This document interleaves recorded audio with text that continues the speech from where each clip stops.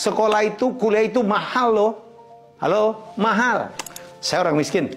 Dulu miskin, bapak saya miskin. Tetapi akhirnya saya berhasil keluar dari jerat kemiskinan itu. Saya ingat banget, saya pernah dengan Tanto Wihaya, kakak saya, ditanya dalam sebuah talk show bersama Andi Noya dengan tajuk My Dad is My Hero. Bapak saya dulu miskin banget ya. Saya dengan Tantowi dulu waktu kecil miskin banget, telur dibagi 6 dan sebagainya. Penuh dengan penolakan, ejekan, sebagainya. Jadi kami dulu sepertinya self-motivated.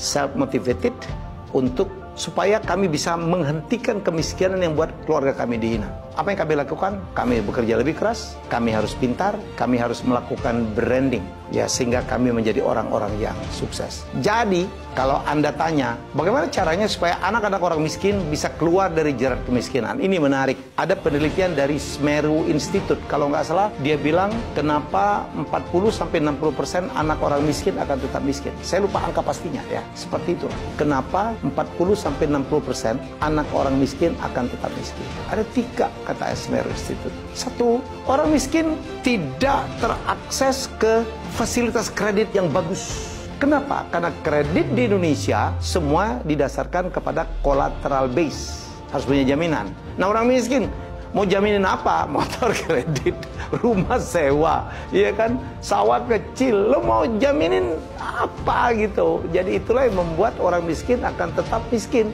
Apa yang terjadi? Mereka terjebak dalam pinjol yang membuat mereka makin miskin, makin miskin. Wah, itu akibat pinjol itu luar biasa ya. Jadi itu alasan pertama. Jadi kalau kita memperbaiki, mesti pemerintah atau perusahaan-perusahaan dengan corporate social responsibility-nya membantu agar orang-orang miskin bisa dapat fasilitas kredit yang tidak lagi berdasarkan jaminan. Ya, mungkin dari prospektus, dari ngelihat orang ini baik apa enggak, dari usahanya udah jalan atau tidak, walaupun dia tidak punya jaminan. Nomor 2, akses ke pendidikan baik. Anak orang miskin, karena miskinnya tidak bisa masuk dalam sekolah-sekolah terbaik. Nah ini ya. Anak orang miskin cenderung juga tidak bisa masuk dalam sekolah-sekolah tinggi. Hanya tamat SD, SMP, SMA, dia udah harus bantu orang tuanya bekerja di sawah, di kampung-kampung. Dan ini akibatnya, kalau sekolahnya tidak tinggi, anak ini justru akan dipastikan akan dapat pekerjaan-pekerjaan yang tidak menghasilkan gaji tinggi juga, bukan? Mereka paling jadi buruh, jadi pekerja pabrik, jadi ya kesana-sana lagi, muter lagi, yang tidak akan pernah membawa ya penghasilan keluarganya akan meningkat. Ya, pendidikan tinggi itu penting. Ya, makanya Indonesia harus push masalah pendidikan, memberikan kesempatan sekolah kepada siapapun, dan harus diakui sekarang sekolah itu, kuliah itu mahal loh. Halo, mahal. Zaman saya dulu perguruan tinggi nggak semahal sekarang. Dan untuk anak-anak orang miskin yang tidak mampu, saya sarankan betul, kalau duit kita terbatas harus, atau kalau kita berasal dari keluarga kita miskin, bapak kita apa gitu seperti bapak saya dulu, kita belajar lebih keras dong. Usahakan menjadi lulusan terbaik, ranking 1 atau top 5, supaya apa? Supaya kita bisa dapat beasiswa.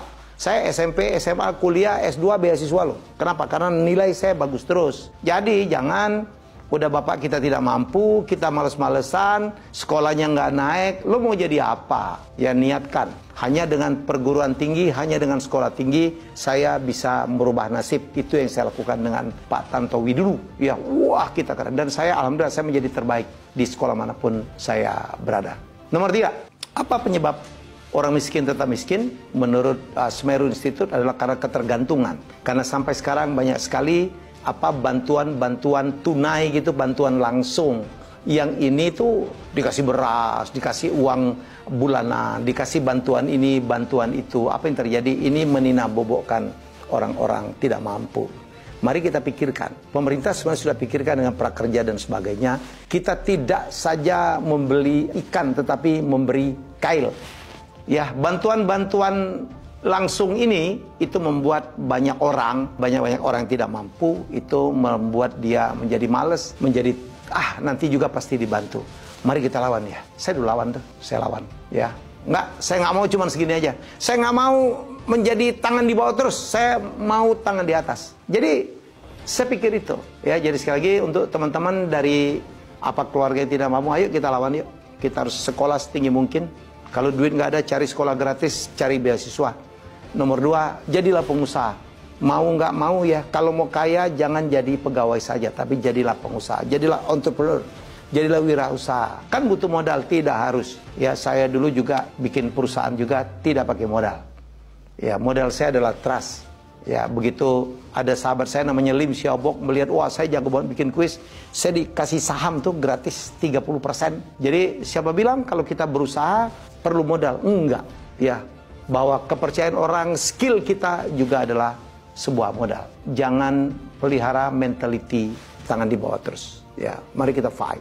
Ya untuk suatu saat kita tolak itu bantuan-bantuan, berikan ke yang lebih membutuhkan dengan menjadi orang sukses yang bisa membantu. Semoga ini menginspirasi dan semoga membuat Anda nerima. Jangan tersinggung ya, karena saya mengalami ini, saya menjalani ini. Orang yang suka tersinggung, suka mengeluh biasanya ya begitu-begitu aja. Ya.